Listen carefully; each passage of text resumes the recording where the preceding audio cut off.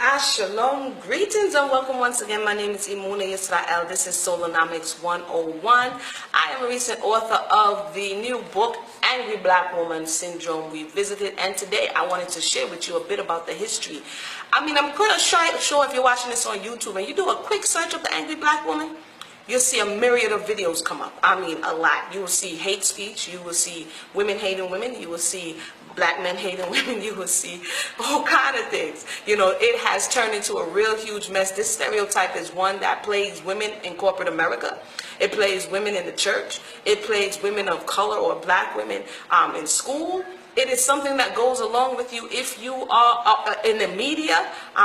Women like Michelle Obama and Nicki Minaj and all of these different people who are in the public eye, the minute they open their mouth and say something that the populace doesn't like, they're angry, they're black, and they're a woman. And oftentimes, more often than not, they take it as an offense.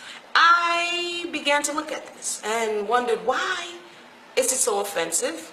And usually when we're offended and something hurts like that is because there's something beneath the surface that is basically unhealed, and this is why it's hurting. So I started to take to doing some research about this stereotype or this term or this trope or this narrative of the angry black woman. What is it? What does it mean, and where is it coming from? Well, I found some very interesting things. Some things that if you do a simple search, you'll find coming up, such as, and that's where I start out kind of in the book, recent times, where it is that it's a lot in the media. It is a storyline that they often do not negate from. Sometimes it's blatant and sometimes it's hidden. You'll see it in characters like Cookie from Scandal. I don't watch Scandal, but she is one of them in the characters. You'll see it in the Medea movies. You'll see it in Sanford and Son with Aunt Esther. You'll see it in the sitcom Martin with Pan. There's always a disgruntled black woman lurking somewhere that is a man-hater and has a very sharp, vicious tongue. You'll see it on Florence Johnson in the Jeffersons. You'll see it on Sapphire back in the 50s. And I'm quite sure if you watch a lot of the movies that come out, you're going to see her somewhere. So she's definitely in entertainment.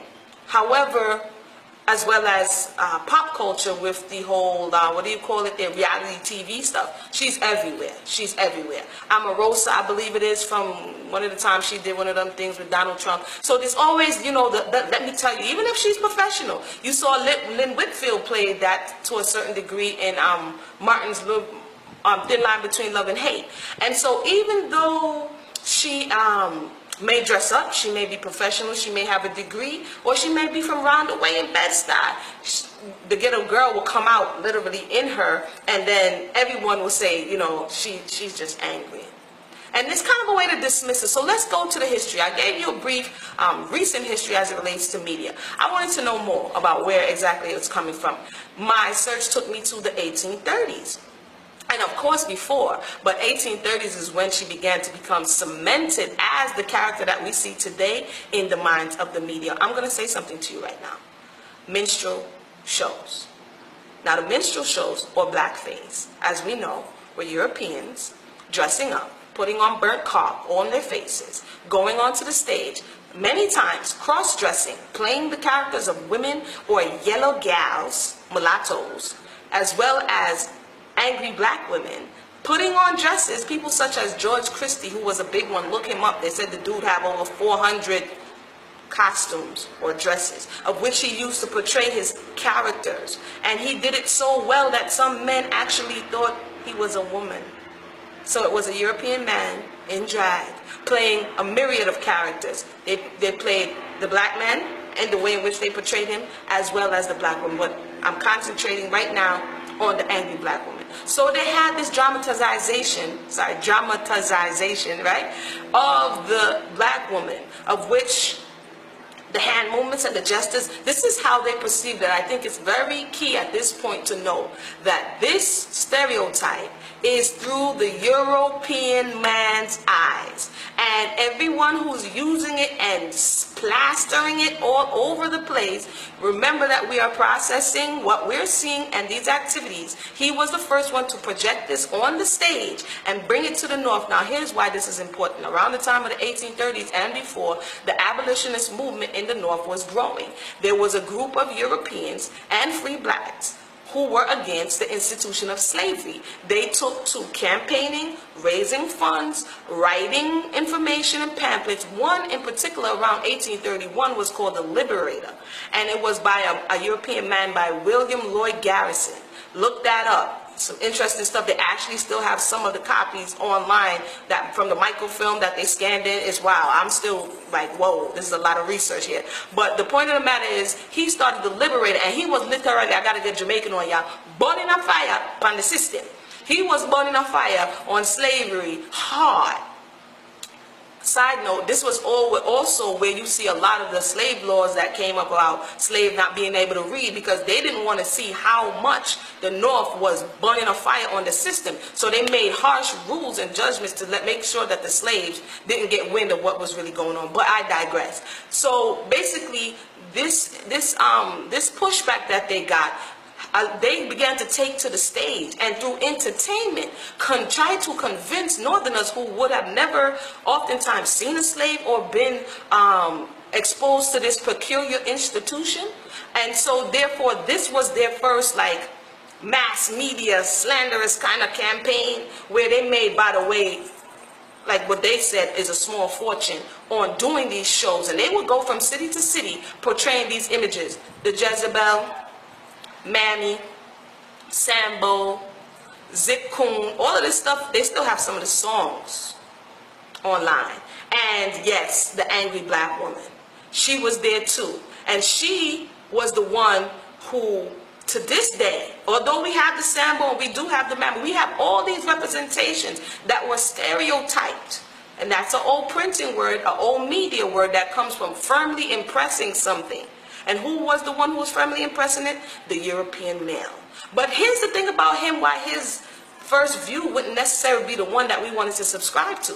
It's because he's the one who was abusing, raping, mistreating, and oppressing the black man and the black woman. In this case, we're going to stick with the angry black woman. So he was the one who thought she was angry. Why? Because in your trying to rape her, she pushed back. She berated you with her mouth. She degraded you. You understand what I'm saying? This was her form of resistance. You took her man out of the picture. He could not fight for her. He could not defend her. You understand what I'm saying? And you tore him down in her eyes. So what did she have to depend on? She had to depend on her mouth, which was her greatest weapon. You understand? So sexual harassment, some say the women who were living in the houses, they were better. But when you begin to look at the sexual harassment that they had to endure living in the house, so maybe they wasn't busting as much as a sweat in the field, but in the house they was under pressure. They was under constant watch from those who lived in the house, the oppressors who lived in the house. And so psychologically, it did a number on them. My point being that the angry black woman narrative, the trope, was delivered. Now let's fast forward a little bit. You can go ahead and verify. These are verifiable facts. It was delivered to, first it was the Europeans to try to convince them that, you know, they liked it. And I'm just going to give a little bit of history. The Jezebel, she was the one who they tried to project to say, she likes being raped, you know, because there were some women who say, well, I'm not going to fight. The angry black women said, you know what, I'm fighting you. I don't want to lay with you. I don't want to have your mulatto child. You know, so they would fight back. There were others who said, you know what, doesn't make any sense. If I do this, my children will be free, X, Y, and Z. And so the Northerners and other people were like, wait a minute, how come you got so many mixed children? What's going on? Their answer is, they're Jezebels. They like it. They're promiscuous. You know, it's them who's coming on to us. So it's a whole psychological game that was going on. The Mammy, she likes slavery. She loves my family. And so it was a propaganda campaign. Look it up. To a large degree, to try to convince the Northerners of the North that this peculiar institution is not bad as you think it is.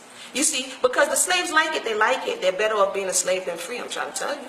So, fast forward. Then the black man, he started to look at her the way the slave master looked at her. Because now their dynamic got messed up because of the whole institution. And so as we've come forward into today, and you again back to pull up all these videos if you want, and you will hear so many reasons as I don't want a black woman, because she's obstinate. That was one of the favorite words of the slave master, obstinate. She's disagreeable. She's argumentative. She's mean. Remember, she was all these things because you were oppressing her. And this was her defense mechanism.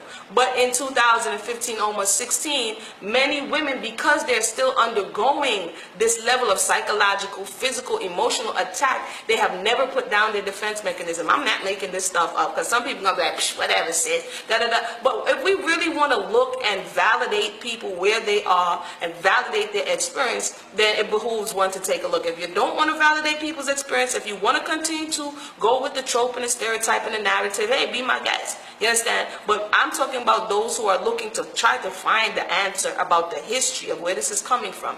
Today, others have adopted it. The European woman thought, the same thing. Well, she, a lot of times in the European Southern slavery institution, she was upset. She was mad with her. Why? Because she was mad that her man had affections for the slave girl. And so it became a crazy dynamic right up in that space. And today, so many people have taken on the mind of massa, one to another. And we go around to berate or down one another. If you want to get her to shut up, if you want to discredit what she's saying, you say, you're an angry black woman. Don't nobody got no time for that. At the same time, it's not helping. So maybe we should look into it. Maybe we should look into where it's coming from and see whether or not she has valid reasons for actually being angry. This is Emunahysrael. That has been a brief history on the angry black woman syndrome. This is the subject being revisited, taking a deeper look at the root system of this very, very dangerous and condemning stereotype that is also dangerous to the woman and the man, and by extension, our community and our nation. So until next time, my name has been Emunahysrael. One.